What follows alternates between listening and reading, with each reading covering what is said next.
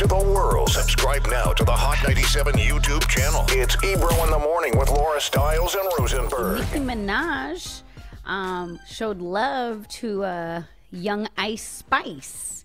So she went and started following her on Instagram and on Twitter and, you know, left some comments under her IG photo of her Rolling Loud performance. She referenced lyrics from her song Princess Diana, so everybody was rejoicing. But Ice Spice has been a huge fan of Nicki Minaj. It's so funny because she went on Twitter and she retweeted an old tweet of her saying, "Oh my God, Nicki just followed me." And she was like, "I'm just practicing." So she was like manifesting it.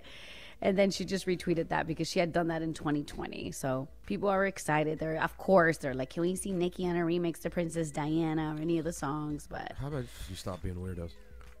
Who's a weirdo? All fans of people. Can we please finally do the collaboration? That's what fans do. That's what they do. So in this era, that's what they do. Well, they're called fans, bro. I mean, you start with what you call them, fanatics. I had Ice Spice on the Ebro show on Apple Music One. You should check it out some weeks ago, and talking about her inspirations. It was all about Nicki. That's all she wanted to talk about. I think we have a clip. Let's hear it. Shawnee, do you have it? 1 second. Yes. Young Ice Spice. She's also on the cover of, I think it's Dazed magazine. Nicki reposted that cover too on Twitter. Yeah, she looks great. I'm very excited about Ice Spice. Well, now we know once Nicki shows love publicly, the countdown is on to when this whole thing falls apart. Disrespect. Here we go. Is there an artist that you patting yourself after, men or women? The first person that comes to mind genuinely is Nicki. Growing up, she was the girl. Yeah. She still is, for me. Like, she's a big inspo to me. Other than her success, what is it about Nicki that inspires you? She a baddie. She the first baddie rapper I seen. How she carries herself, how she talks, how she walks. And then what about the raps? She's crazy. Like, you know she a beast. I mean, she's a very young lady. Yes. It's not the first time she's given Nicki her flowers. She's been celebrating Nicki Minaj and always has shown her love. So it's dope. It's dope. So now, Rosenberg, you say the countdown is on. What are you saying, sir?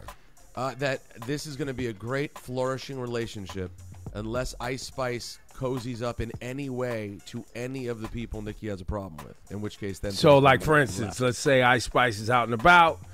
And, you know, they're taking photos, and Cardi B happens to be in the same place, and people are like, "Yo, get together, let's take a photo." Mm-hmm. Then now Ice Spice has a problem. Now, a week later, we get a bar in a song where Nicki's like, "I don't like my food spicy. I don't even eat spice."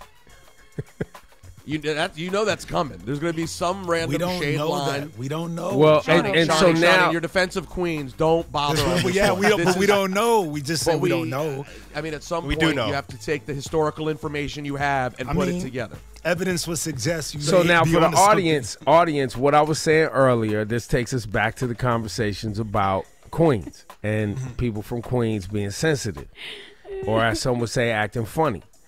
Or, you know, being insecure. So after 8, do we back to you, Shawnee, do we take calls regarding this topic in Queens? Oh, Lord. I mean, you know, we just don't want this cloud of what you consider hate and, funny and weird over Queens. It's just you have to understand it. Okay, so how about this? Cast One asserted that Queens people think they're better than everyone else. So maybe we just take calls from people from Queens, and if you're from Queens, do you think you're better than everyone else? Yeah. Do you think you're better than somebody from Harlem, Shawnee? I mean, we have the better rappers. See? Do you think you're better than somebody from the Bronx? We do have the better rappers. Okay, how about Brooklyn? That's just rap, though. We have the better about rap. I mean, we're talking about rap, ultimately. No. Because outside of that, what does Queens really, push this whole thing? Every borough's the same. Yeah. New York, but when it comes to hip-hop, yeah. You know what I'm saying? Wait, did you say outside of rap, what does Queens really have? Wow, I'm saying, where do you see Queens bragging outside of hip hop, outside of this culture? What a Queens representative! It's the most diverse. It's the most diverse county in the country. Yes, but you won't hear just anybody outside of hip hop. It has the most land mass of any borough in the city. See? I mean, we big. Coming to America is the biggest thing out of Queens, baby. Amazing. How's everyone else telling you, Shawnee? No, I'm just saying you won't really hear people outside of hip hop putting these things out there. though there's so much to put out there. Because Queens is amazing. It's just saying. Can we also be real, though? Just to be honest, I love giving Shawnee a hard time as much as the next guy. We're not going to pretend like everyone in Harlem and Brooklyn don't think they're the best also. Oh, for sure. Cass, you're really from Bronx and Staten Island are the two most modest boroughs. Once you get to Brooklyn, Queens, and Manhattan, that's why I get to point out that Queens people are just weird, man. They're just weird. Why See, listen. There's nothing wrong with being weird, Culture. I'm just saying, it just is. It's not weird, but see, this is why the problem initially started, because somebody from the Bronx wanted to call out Queens, and this is where the beef started, which is why we now have to put on this extra, because Bronx was hating from the beginning.